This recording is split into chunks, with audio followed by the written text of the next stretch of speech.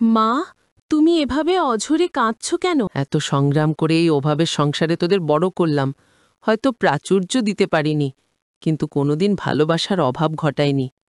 সেটা তো আমরা জানি, তবে এখন তোমার এমন অস্থিরতা কেন? অন্নবাত্তার স্ত্রী আমাদের বোঝা মনে করছে, তারা আর এই ছাদের নিচে আমাদের দেখতে চায় না। হয়তো লজ্জায় মুখ খুলতে পারছে না, তাই চুপ করে আছে। কি বলছো তুমি এসব? কে তোমাকে এমন মন গড়া কথা বলেছে? আমি কিছুতেই এটা বিশ্বাস করতে পারছি না। দাদা এমন অকৃতজ্ঞ হতেই পারে না। কেউ নিশ্চয়ই ঈর্ষায় এসব রটিয়েছে। কেউ রটায়নি মা, আমি নিজে তোর দাদার ঘরের পাশ থেকে ওদের কঠিন সিদ্ধান্ত শুনেছি।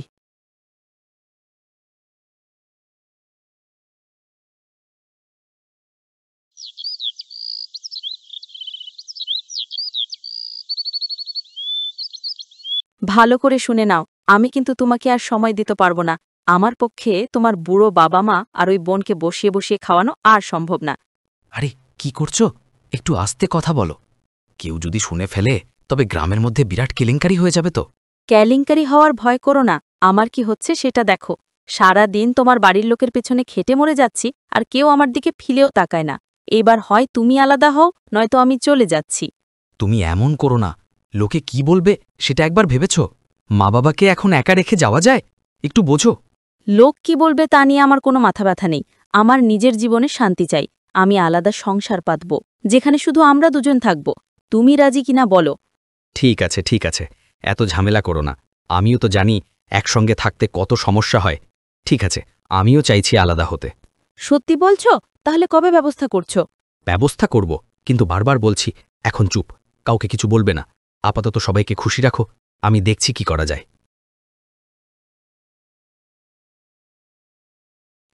ও মা, আমার যেন নিঃশ্বাস বন্ধ হয়ে আসছে।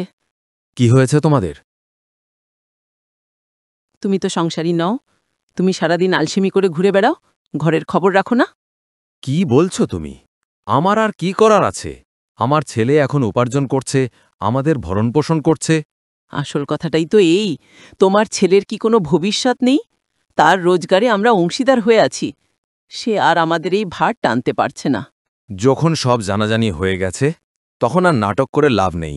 বাবা, খোলাখুলি বলছি, তোমাদের দায়িত্ব আমার পক্ষে আর বহন করা সম্ভব নয়। এবার তোমরা তোমাদের পথের সন্ধান করো। হ্যাঁ বাবা, আপনাদের এই বিপুল ব্যয়ভার সামলাতে গিয়ে আমাদের সব স্বপ্ন ধূলিসাৎ হচ্ছে। আপনারা তিনজন তো কোনো কাজ করেন না। এই টাকাটা জমালে আমাদের ভাগ্য পরিবর্তন হবে। হয়তো আজকের এই তিক্ত কথা শোনার জন্যই জীবনভর এত আত্মত্যাগ করেছিলাম। বনের গভীরে গিয়েও আমি জীবিকা খুঁজেছি। ভেবেছিলাম এইবার একটু শান্তি পাব। তুই আমাকে চরম পুরস্কার দিলি বাবা। ঠিক আছে, আমাদের জন্যে তোমাদের চিন্তা করতে হবে না। দেখি ভাগ্যদেবী আমাদের অন্ন দেন কিনা। বাবা, তুমি আমাকে ভুল বুঝো না। তুমি আর কথা বাড়িও না, ওদেরকে নিজেদের ব্যবস্থা করতে দাও। কাল কি খাবে সেই চিন্তা এখন ওদের। চলো তো। কেদো না সরস্বতীর মা, আমাদের সৃষ্টিকর্তা ঠিকই একটা পথ খুলে দেবেন।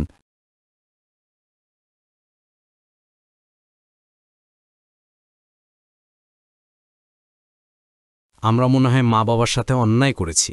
কিসের অন্যায়? আজকে মাছের মাথা দিয়ে ভাত খেতে পারবো। উনারা থাকলে কি আর খাইতে পারতাম? তারপরও কেমন জানি লাগতেছে তাদেরকে ছাড়া একা একা। শোনো, বারবার জ্ঞান জ্ঞান করবে না। বহু কষ্টে আমরা তাদেরকে আলাদা করিয়েছি। এখন চুপ করে থাকো। বেশি কথা বললে আমি বাপের বাড়ি চলে যাব। না, তুমি বাপের বাড়ি চলে গেলে আমার কি হবে? তুমি বরং বেশি মরিচ দিয়ে মাছ রান্না করো।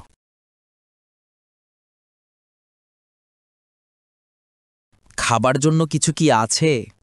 খাওয়ার জন্য ঘরে কি থাকবে? আমাদেরকে তো চাল ডাল কিছুই দেয় নাই।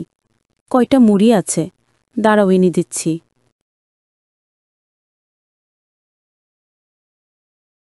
মা, যাও তো আমার সেই পুরনো কুড়ালটা নিয়ে। কেন বাবা, তুমি কি এখন কাট কাটবে এই অসুস্থ শরীর নিয়ে? আরে মা, এই শরীর নিয়ে কাট কাটবো এটা তো আমার লজ্জার বিষয় না। এটা তো যাকে এত বড় করে বিয়ে করালাম তার লজ্জার বিষয়। এই নাও, কয়টা মুড়ি আছে, খাও। ঠিক আছে, এখন আমি কাট করতে যাই। তুমি এখন কাট কাটতে যাইবে? তো কি হয়েছে, আমি কি বুড়ো হয়ে গিয়েছি? আমি যতদিন বেঁচে আছি আমার এই মেয়েটাকে কখনো কষ্টে পেতে দিব না।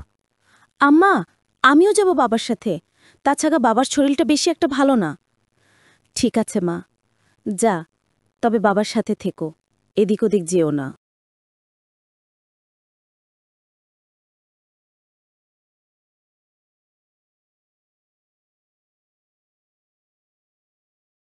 আজকে ভালো টাকার কাঠ বিক্রি করেছি। চল মা, এখন আমরা বাড়িতে যাই। হ্যাঁ যাব বাবা, চলো আমরা বাজার সদাই সবকিছু কিনে নিয়ে যাই এখান থেকে। ঠিক আছে, বাজার নিয়ে বাড়িতে যাই, চলো। মেয়েটাকে নিয়ে সে কখন গেল, এখনো আসছে না কেন? এই তো মা, আমরা চলে এসেছি। কি হলো, এত বাজার টাকা পেলে কোথায়? আমরা কাঠ বিক্রি করে একেবারে বাজার নিয়ে চলে এসেছি। এখনো তো বেশি কথা বলে না তো, যাও একটু চট করে রান্না করে নিয়ে আসো। ঠিক আছে, তোমরা গোসল করো, আমি রান্না চড়াচ্ছি। বুড়ো লোকেরা রান্না করার জন্য চাউল পেল কোথায়? আমরা তো কোনো ডাল, তেল, নুন কিছুই দেই নাই। এগুলা পেল কোথায়? চুরি করেছে নাকি? কি হয়েছে? এত ফিসফিস করে কি বলছ? দেখো, তোমার মা রান্না চড়িয়েছে, কিন্তু চাল ডাল পেল কোথায়? তুমি কি দিয়েছ? আমি কোনো চাল দেই নাই। আর আমি চাল দিলে কি তারা নিবে? আর নিবে কেন? এতদিন আমরা দিয়েছি না, এখন থেকে নিজেদের চিন্তা নিজেদের করতে হবে। হ্যাঁ, তাই তো আলাদা করে দিয়েছি। তোমার বাবা 1 লক্ষ টাকা দিবে বলেছিলে না? কবে দিবে টাকাটা? আনো, আমি ব্যবসা বাণিজ্য করি। দিবে কিছুদিন পর, এখন আনলে তো ভেঙে ফেলবে। ঠিক আছে, তুমি যা ভালো মনে করো।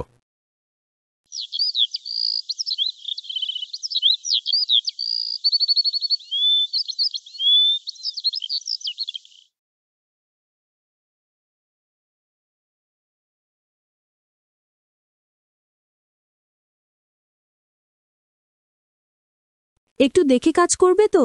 চলো, আজকে আর কাজ করতে হবে না। ঘরে তো চাল ডাল কিছুই নেই। হ্যাঁ, কি করব বুঝতে পারতেছি না, শরীরটাও চলতেছে না। বাবা, আমি তোমার সাথে থাকতে থাকতে কাট কাটা শিখে গিয়েছি, আমি আসছি।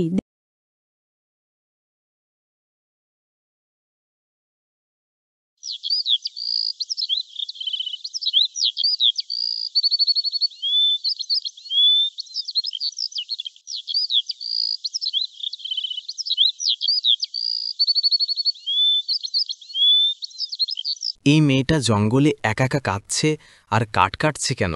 যাই তো দেখি। এ মেয়ে, তুমি একা একা জঙ্গলে কি করো? তুমি কে? আর তোমাকেই বা কেন আমি বলবো আমার কথা? আসলে আমি আমাদের ফ্রেন্ডদের সাথে এসেছিলাম, পথ হারিয়ে ফেলেছি, কিন্তু আমার কেন জানি মনে হচ্ছে তুমি অনেক কষ্টে আছো। গরিবদের কোনো কষ্ট আছে এবার? আমি তোমাকে একটা কথা বলি, রাগ করো না। কি কথা? আসলে আমি এখান থেকে যে শান্তি পাবো না যদি তোমার কষ্টের কথা আমাকে না বলো। আপনি তো আজও।